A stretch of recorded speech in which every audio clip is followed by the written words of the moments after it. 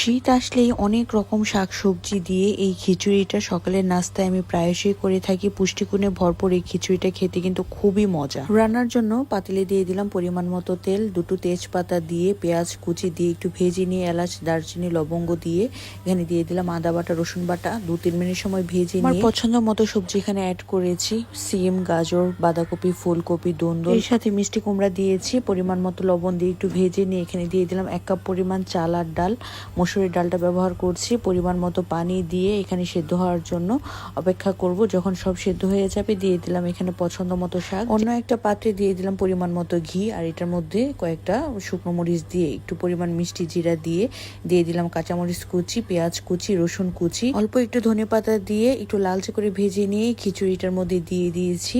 আর একটু সামান্য এখানে চিনি অ্যাড করেছি, এটা অনেক বেশি টেস্টি হয়। এবার গরম গরম পরিবেশন করছি। কম মশলা এই খিচুড়িটা খেতে কতটা দুর্দান্ত লাগে, সেই সাথে এটা কিন্তু অনেক বেশি পুষ্টি সমৃদ্ধ।